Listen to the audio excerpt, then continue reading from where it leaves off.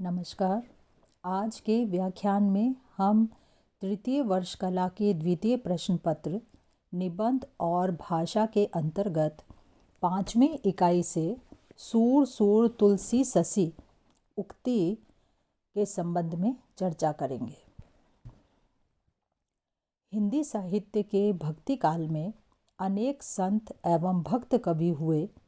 उन सभी में सूर और तुलसी को बहुत महत्व दिया गया है। उनकी प्रशंसा में यह कहा गया कि सूर सूर तुलसी ससी उडुगंत केशवदास अब के कवि खद्योतसम जह तह करत प्रकाश। अर्थात हिंदी साहित्याकाश में सूर और तुलसी क्रमशः सूर्य और चंद्रमा हैं, केशवदास जी तारा हैं और आजकल के कवि तो खद्योत यानी जुगनू के समान हैं, जो जहाँ तहाँ प्रकाश कर पाते हैं। इस तरह यह सूक्त कथन जिसने रचा है उसकी व्यक्तिगत अभिरुचि का यह प्रदर्शक है। इसे हम समालोचना का निष्कर्ष नहीं मान सकते। जहाँ तक सूर को सूर्य और तुलसी को शशि कहे जाने की बात है, इस बारे में बहुत से विवाद हैं। कुछ समीक्षक तुलसी को सूर्य और सूरदास को शशि यानी चंद्रमा मानने के पक्ष में हैं। सूर शशि तुलसी रवि, ऐसी उनकी मान्यता है। अब प्रश्न यह है कि दोनों में समानता क्या है।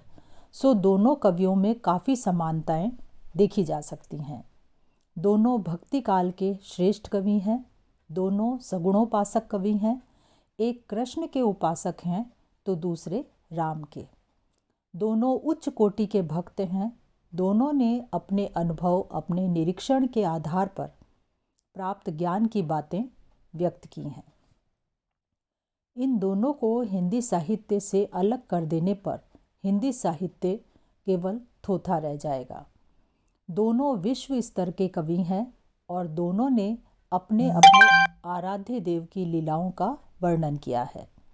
दोनों ने प्राचीन महत्वपूर्ण साहित्य का अध्ययन किया है और सूर पर श्रीमद् भागवत का प्रभाव है, तो तुलसी ने नाना पुराण निगमागम आदि का सहारा लिया है।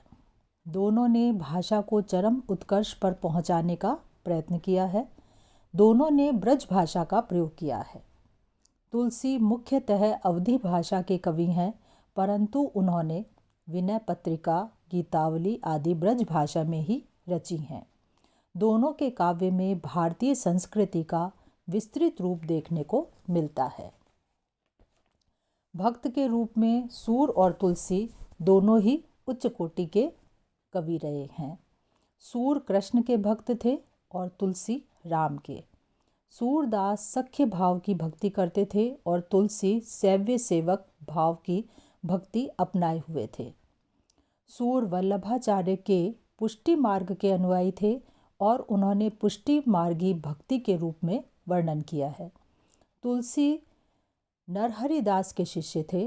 तुलसी की भक्ति का आदर्श चातक प्रेम है, जो अपने स्वामी के प्रति निस्वार्थ भाव रखता है और उसी की रट लगाए रखता है। सूर स्वयं भी कृष्ण की भक्ति के बारे में कहते हैं कि मेरा मन अन्यत्र कहाँ सुख पा सकता है। कृष्ण को छोड़कर मुझे अन्यत्र कहीं शांति सुख नहीं मिल सकता। मेरो मन अनंत कहाँ सुख पावे। जैसे उड़ी जहाज को पंछी पुनि जहाज पे आवे। जहाँ तक भक्ति भाव का प्रश्न है, सूर और तुलसी दोनों ही श्रेष्ठ भक्त हैं। तुलसीदास जी ने दार्शनिक विवेचन कर भक्ति की श्रेष्ठता प्रतिपादित की है। सूर ने ज्ञान मार्ग एवं निगुणोपासना की कठिनाइयाँ बतलाकर भक्ति की श्रेष्ठता बतलाई है।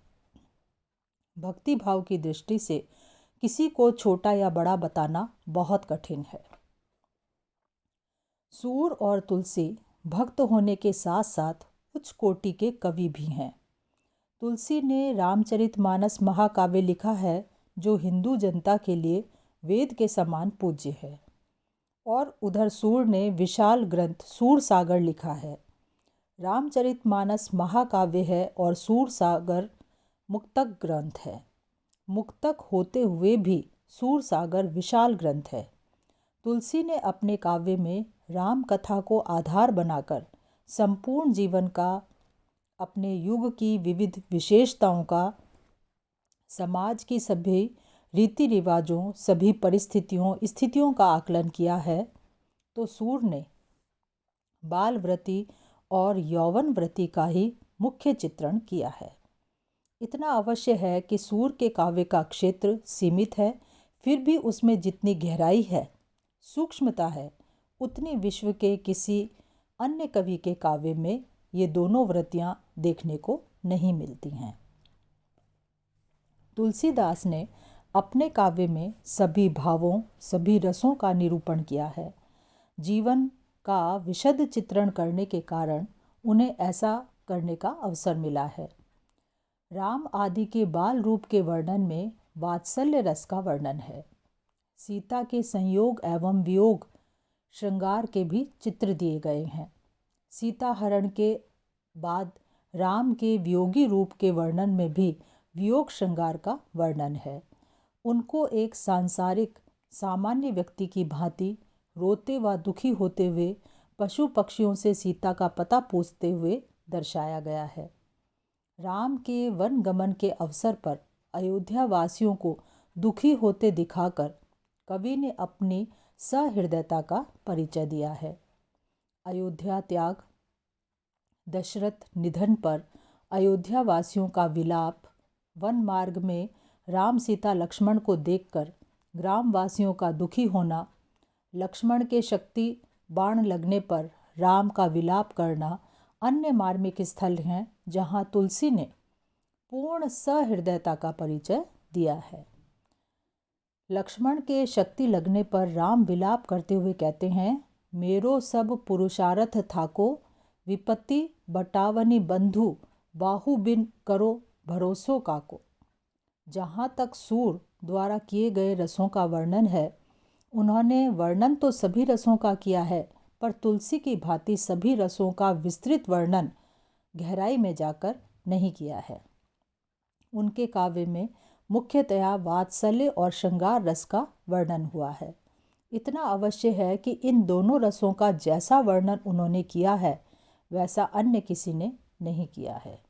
बालक कृष्ण की बाल छवियों का, हरकतों का, उनके मनोभावों का बहुत विशद रूप में मनोवैज्ञानिक ढंग से वर्णन किया गया है। कृष्ण कच्चा दूध पीते हैं और तभी अपनी चोटी की लंबाई देखने लगते हैं कि चोटी बढ़ी या नहीं। मैया कबहू बढ़ेगी चोटी, कितनी बार मोही दूध पियत भई, यह अजूहू है छोटी। रस निरूपण, सौंदर्य वर्णन, मनोभावों के चित्रण आदि की दृष्टि से सूर और तुलसी दोनों उच्च कोटि के हैं। अंतर इतना है कि सूर ने अपने आप को बाल व्रती एवं यौवन व्रती के वर्णन तक ही सीमित रखा है। तुलसी ने सभी रसों का विस्तार से वर्णन किया है। इस दृष्टि से तुलसी सूर से बहुत आगे हैं। तुलसी ने जनता को मार्गदर्शन दिया, विषम परिस्थितियों में उनको संगठित रखकर सही रास्ते पर चलने की जो प्रेरणा दी, वो भारतीय संस्कृति और वर्ण व्यवस्था की रक्षा, हिंदू जाति की रक्षा का प्रयत्न किया है। उन्हें धर्म आदि के नाम पर टूटने से, बिखरने से रोका है। इस कारण उनके काव्य में लोक मंगल की भावना सशक्त रूप में व्यक्त हुई है। सूर ने एकमात्र ब्रज भाषा में ही रचना की और तुलसी ने अवधी और ब्रज दोनों में सफल ढंग से रचनाएं प्रस्तुत की हैं। उन्होंने रामचरितमानस में कांडों के प्रारंभ में संस्कृत भाषा का सुंदर प्रयोग किया है। सूर ने मुख्यतः पद शैली में ही चमत्कार दिखाया है। तुलसी ने अपने समय की प्रचलित दोहा, चौपाई, बरवे, नचहूँ, पद, कवित्त, मंगल गीत आदि सभी शैलियों में रचना की है। उन्होंने नीति, धर्म, दर्शन, राजनीति, सामाजिक समस्याओं, पारिवारिक व्यवहारों पर भी खूब लिखा है। उन्होंने अपने समय तक प्रचलित अलंकारों का सफल प्रयोग भी किया है। अतः हम कह सकते हैं कि सूर सूर तुलसी ससी वाली उक्ति को सूर्य शशि तुलसी रवि के रूप में भी प्रस्तुत किया जा सकता है। सूर्य ने जो कार्य प्रारंभ किया है वह तो उच्च कोटि का है और उसमें से कोई कोई तो अनुपम है, परंतु सूर्य ने वह नहीं छुआ जिस पर तुलसी ने जोर देकर परिश्रम पूर्वक प्रकाश डाला है। तुलसी राष्ट्रीय महत्व के कार्य करने की दृष्टि से सूर्य से बहुत आगे निकल गए हैं। इन सब आधारों पर यह कह सकते हैं कि सूर्य शशि हैं, तुलसी रवि हैं। दोनों ही हिंदी साहित्याकाश के चमकते हुए नक्षत्र हैं, जो अन्य साहित्यकारों को तो प्रकाश देते ही हैं, समाज को भी मार्गदर्शन करने के कारण सदा स्मरणीय हैं। दोनों कवि अपने अपने क्षेत्र में बहुत महान हैं। धन्यवाद।